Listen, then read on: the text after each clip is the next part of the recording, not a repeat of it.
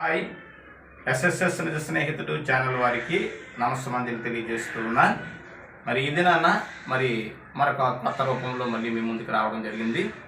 ఈ దినాన ఎత్తురోలుపాడు అనే ఒక గ్రామాన్ని దర్శించుకోవడానికి వెళ్తున్నాం.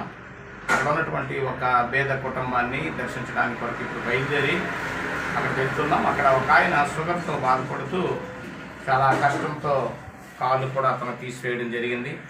అలాంటి సంఘటన చూసి వాళ్ళని ఆదరించడానికి వరకు కొన్ని సామాన్లు కొని మరి దినాన బయలుదేరడం జరుగుతుంది. నేను గోపి మేమిద్దరం కూడా బయలుదేరి మరి ఆ ఎత్తురోలుపాడు గ్రామాన్ని దర్శించడానికి వరకు వెళ్తూ ఉన్నాం.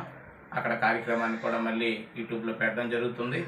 మీరందరూ కూడా మాకు సహకరించవలసింది ఏంటంటే, మేము చేస్తున్నటువంటి మా కార్యక్రమాలు ఎస్ఎస్ఎస్ నిజ స్నేహితుడు అనే ఛానల్ని మీరు సబ్స్క్రైబ్ చేసుకుని మేము అనునిత్యం కూడా చేస్తున్నట్టు కార్యక్రమాలని మీరు మనస్ఫూర్తిగా ఆశీర్వదించండి. God bless you. ఇప్పుడు మనం 7 కిలోమీటర్లు వచ్చాం. ఇక్కడి నుంచి మరొక 10 కిలోమీటర్లు ఇంకా వెళ్ళాలి. మరి అక్కడ ఉన్నటువంటి ఒక ఆయన్ని దర్శించడానికి కొరకు, వాళ్ళకి ఇవ్వడానికి కొరకు ఈ సామాన్లు కొన్ని కొనడం జరిగింది. మరి ఇందులో కూడా ఉన్న పప్పులు ఉప్పులు అన్నీ కూడా వాళ్ళ ఇంటికి కావాల్సిన సామాన్లన్నీ కూడా కొనడం జరిగింది. ప్లాస్టిక్ సామాన్లు, వాటర్ బాటిళ్ళు, వాటర్ మిలన్ ఇవన్నీ కూడా అక్కడ ఇప్పి చూపిస్తాం. ఇవన్నీ కూడా కొనడం జరిగింది. ఇంచుమించుగా ఒక 1200 రూపాయల సామాన్లు వాళ్ళు కొని మరి ఎత్తురోలుపాడు అనే గ్రామానికి వెళ్తూ ఉన్నాం. ఇప్పటికీ ఒక 7 కిలోమీటర్లు వచ్చాం. మరొక 10 కిలోమీటర్లు ఇంకా ప్రయాణం చేయాలి. మరి ఈ దినము మేము మరి చల్లవానిపేట నుంచి నేను, తిరుమల గోపి అనే ఇద్దరు వ్యక్తులు మేము ఇక్కడ రావడం జరిగింది. ఇదేది కూడా మత సంబంధమైంది కానీ రాజకీయ సంబంధమైంది కూడా ఇదేది కాదు. మతానికి సంబంధించింది కాదు, ఏ మతానికి చెప్పడానికి రాలేదు, రాజకీయానికి సంబంధించింది కాదు. కానీ అప్పారావయ్య మాకు కూడా ఒక నాన్న లాంటి వాడు. ఎందుకంటే ఒక తండ్రి లాంటి మనసు, పెద్ద వయసులో ఉన్నవాడు. ఒక మనిషి పాపం ఎక్కడికి పనికి వెళ్ళలేకపోతే ఎంత కష్టమో మాకు తెలుసు. ఎందుకంటే మా అమ్మ కూడా ఒక దినానికి పిచ్చెక్కిపోయింది. ఆ పిచ్చెక్కిపోయి ఇంట్లో ఎన్నో సంవత్సరాలు మా అమ్మ ఉండేటప్పుడు ఆ బాధ మాకు తెలుసు అన్నమాట. కాబట్టి ఆ పిచ్చెక్కిపోయినటువంటి ఆ పరిస్థితిలో మా తల్లిగారు పడినటువంటి బాధ మాకు తెలిసి ఆ తర్వాత ఎంతో కష్టపడ్డాం. మరి అలాగే ఇప్పుడు నాన్నగారు అప్పారావు గారు, ఇంటి పేరు ఏం పేరమ్మా?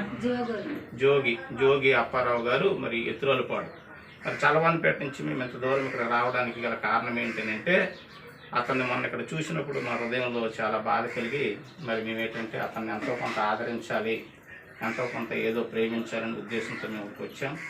మరి ఇది వచ్చి ఎన్ని రోజులు అయిందమ్మా? ఎలా వచ్చి 8 సంవత్సరాలు 8 సంవత్సరాల నుంచి వచ్చింది. మరి 8 సంవత్సరాల నుంచి అతనికి అలాగే చేస్తున్నారు. మరి నిజంగా మీరు గొప్ప ధన్యులు. ఎందుకనంటే అతని కింద ఇంత పరిచర్య చేస్తున్నారంటే, ఒక కాళ్ళు లేకపోయినప్పటికి కూడా అతని కింద మీరు కూడా ఎటువంటి ఇది లేకుండా కాళ్ళు కింద చేతి కింద చేసుకుంటూ ప్రతిరోజు కూడా కష్టపడుతూ అతని కింద ఎంతో పరిచర్య చేస్తున్నారు. మీరు పరిచర్య చేయడం చాలా కష్టం.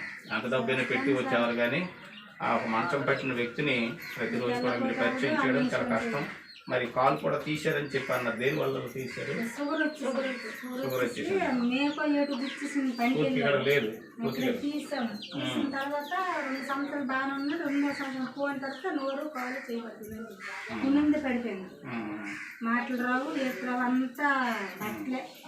మరి అతనికి ఆ షుగర్ వచ్చి ఒక కాలు ఇక్కడ తీయడం కూడా జరిగింది. కొంచెం చూపించగల కాలు కొంచెం ఎత్తగలవా? కొంచెం అదంతా చూపించాలి. చూడండి, అలాగా అంతవరకు పాపం షుగర్ వచ్చి కేవలం షుగర్ ఉన్నవారు చాలా జాగ్రత్తగా ఉండండి. ఎందుకంటే షుగర్ అంత ప్రమాదం చేస్తుంది అంత మనుషులు. బంగాళదుంపలు అలాగే వేసుకొని ఒక ట్రై తీసుకుని వచ్చాం. అలాగే ఒక జగ్గు, అలాగే ఒక వాటర్ బాటిల్, అలాగే మరి ఒక గిన్నెలు 2 గ్లాసులు, అలాగే పంచదార, అలాగే గోధుమ పిండి, పంచదార, అలాగే కందిపప్పు, పెసరపప్పు, అలాగే సేమియా, నూనె ప్యాకెట్, గోధుమ పిండి, ఉప్పు, ఇలా కొన్ని సామాన్లు మాకు కలిసినవి కూడా తీసుకుని వచ్చాం. మరి మేము కూడా కలిగిన వాళ్ళమేం కాదు, మాకు కలిగినటువంటి స్థితిలో మేము ఇవ్వగలుగుతున్నాం. మరి ఇంకా ఇలాంటి వారిని అనేక మందిని మేము ఆదరించాలని మేము ఆశపడుతున్నాం. మరి అప్పారావు గారికి మా హృదయపూర్వక ధన్యవాదాలు. వీరి కుటుంబానికి కూడా మా హృదయపూర్వక ధన్యవాదాలు. Thank you.